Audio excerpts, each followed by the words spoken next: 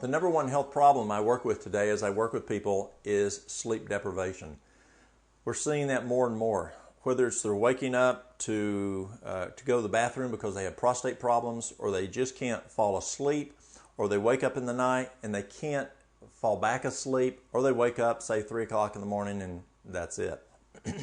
So as we look at the effects of sleep on the body, it has a huge impact on how healthy your family is.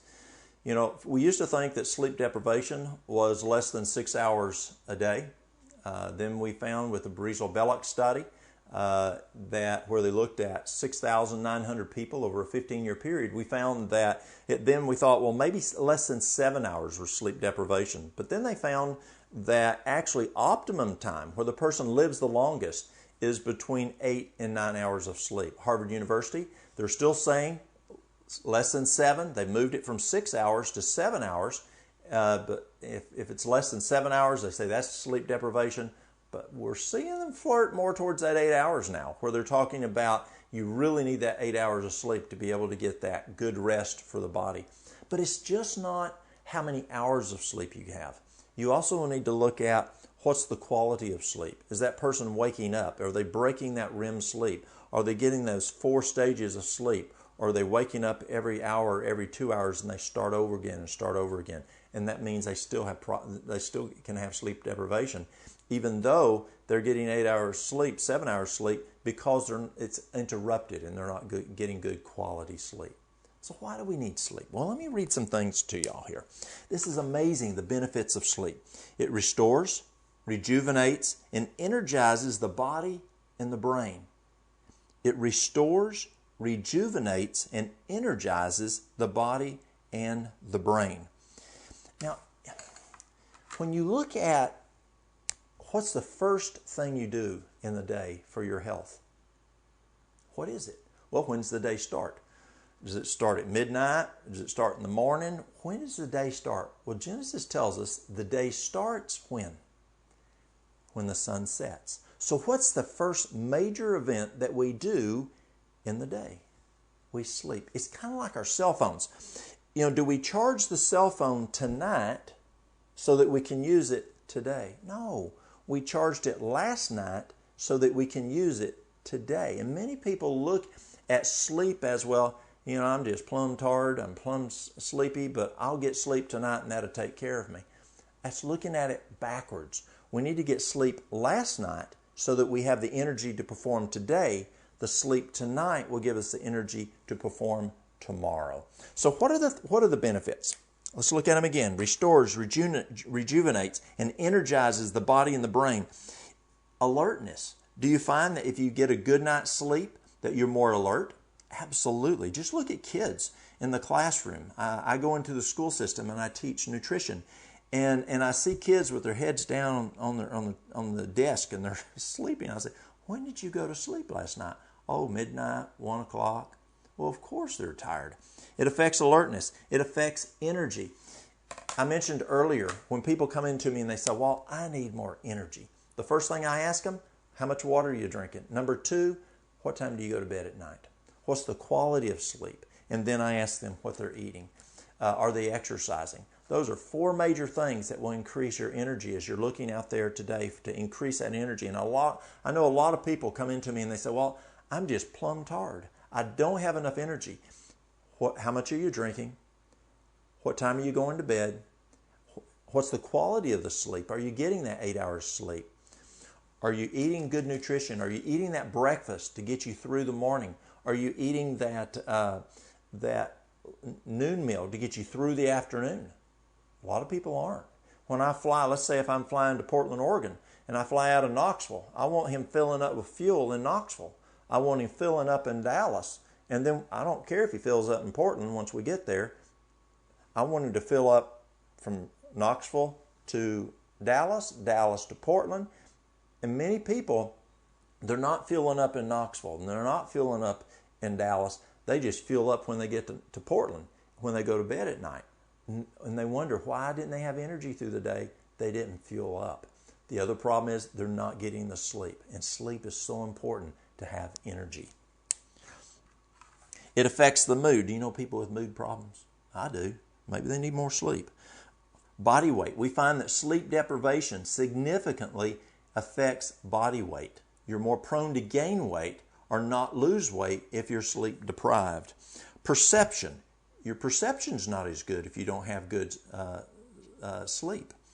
Memory significantly affects memory. See, at night, in the evening, somewhere around 9 to midnight, we make what's called a memory hormone. And during that process, we take from short-term memory and we put it into long-term memory. If you're not asleep, you're not doing that process of where you're taking that short-term memory to long-term memory. So it can affect memory. Your thinking, have you ever been just plumb tired and you just can't think right? You're just not as alert? Absolutely. Reaction time, we know that, and driving. I was working a wreck on the interstate one time, and it was a drunk driver. And the state trooper puts him in jail. And I asked the state trooper, who was a sergeant, I said, Jenkins, I said, what if instead of being drunk, that person had sleep deprivation? He said, could they pass the test? Could the same test they do for sobriety, could they pass it? He said, sleep deprivation can do the same thing. He said, I'm putting them in jail. It is true. If we are sleep deprived, our reaction time driving is less. Our braking time is less. Have you ever been there driving when you're just plumb tired and you're driving home from a trip? Yes, it's very dangerous. So sleep deprivation can affect reaction time, productivity. It's interesting as we look at productivity. Why do we have breaks at work? Because people are more productive if they have a break, a rest. But what about the rest at night? If you don't have adequate sleep, we actually find if a person can have adequate sleep, especially specific hours of night, and we'll talk about that in just a moment, if we have those certain hours before midnight, we can be more productive. Then let's say you stay up late trying to work, and you don't get as much accomplished. But if you get more sleep, you get more accomplished at one time, and you actually can net more accomplished. Communication skills. Do you ever find when you're tired, you don't have the best communication skills? Maybe with your spouse or your kids. Your kids ever annoy you or grandkids and you get short with them? It could be because you didn't get enough sleep last night. People are less creative. If you have a job that you need to be creative, you need to get adequate sleep. Safety. It's no question you're safer if you have adequate sleep as you do things throughout the day. And then just overall good health. We talked about the lymphatic system earlier as we talked about exercise. But we've now found that there's a lymphatic system in the brain. It's called the glymphatic system. And the glymphatic system kicks on around 9 o'clock at night to about midnight. And it does a deep cleaning from about 9 to midnight. It does a thorough cleaning from about 10 o'clock to midnight. From 9 o'clock to 10 o'clock, it does a deep cleaning. From 10 o'clock to midnight, it does a thorough cleaning and flushes the brain, just like the lymphatic system does throughout the rest of our body. But the brain, to be able to flush the toilet in the brain, during that between 9 and midnight, you got to be asleep. If you're not asleep, you're not cleaning the brain of all that waste. We've learned for years that the hours before midnight are worth twice the hours after midnight. The hours of sleep before midnight are worth twice the hours of sleep after midnight in what it happens in the body.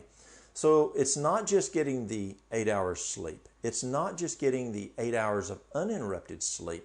It's also when did you go to bed? Try it out. I encourage you. Several years ago, I was at a convention in Michigan, and a buddy of mine that we grew up together, he's a doctor down in Florida, and he came up to me and he goes, he sees me in the convention hall and he says, well, I've got so much energy, you won't believe it. And I said, well, what are you doing? He goes, you just won't believe it. I have so much energy. And I said, well, what are you doing? He goes, you just won't believe it. I have so much energy than what I used to do. And I said, what are you doing? He says, I go to sleep at 9 o'clock at night. And I have found if I go to sleep at 9 o'clock at night, I have significantly more energy the next day. I'm more productive the next day. And people say, well, Walt, I put the kids to bed. That's when my husband and I have time. That's when I watch a movie. That's when I get some chores done in the house. Well, whatever time you're going to bed and getting up, just back it back those hours before midnight and do it. Get up those many hours earlier and do those things in there.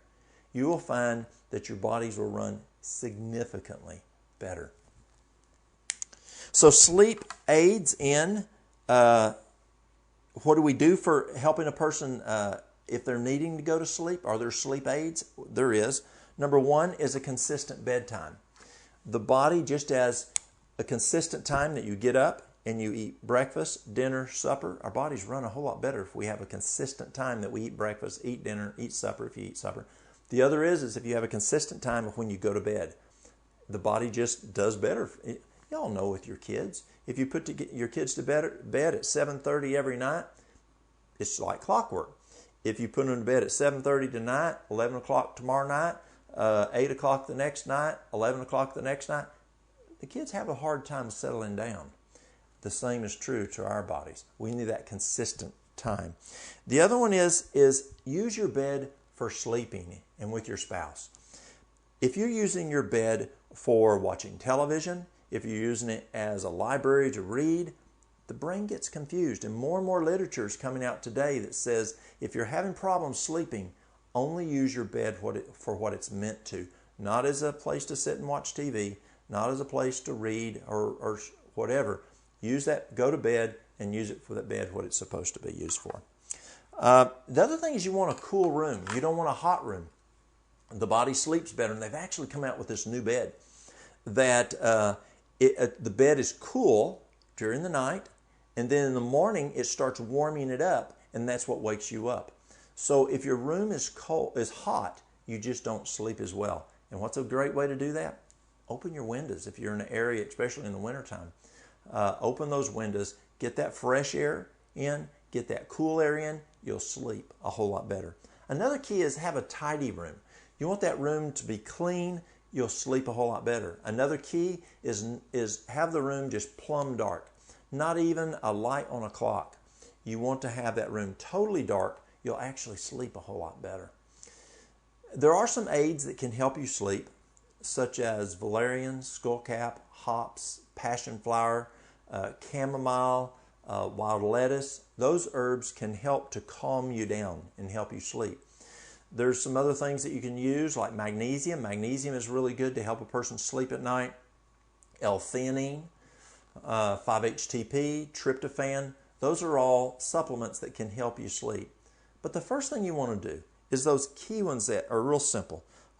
If you want tryptophan, get your tryptophan from the flaxseed. Get the sunshine so you can convert the tryptophan into serotonin, then which will make melatonin at night. If you eat a light supper, you'll make more melatonin. If you go to bed at 9 o'clock, you'll make even more melatonin. Just do it naturally. Have that room clean. Have that room cool. Do those things that can help your body just fall asleep naturally. If you can't and you're still having some problems, try that magnesium to bowel tolerance. Try those herbs, the valerian, skullcap, hops, passion flower, chamomile, wild lettuce, those herbs that can calm the body down. And so there's a number of things. Copaiba, which is an essential oil. Try those out. But as you look at going to sleep, it's not a cookie cutter. You've got to look at each person individually. Just like if you take Benadryl, it may wake you up. If you take Benadryl, it may make you go to sleep. The same is true on sleep aids. And you just have to try which one that will work. The biggest thing is figure out how to get that good sleep. We'll see you next time.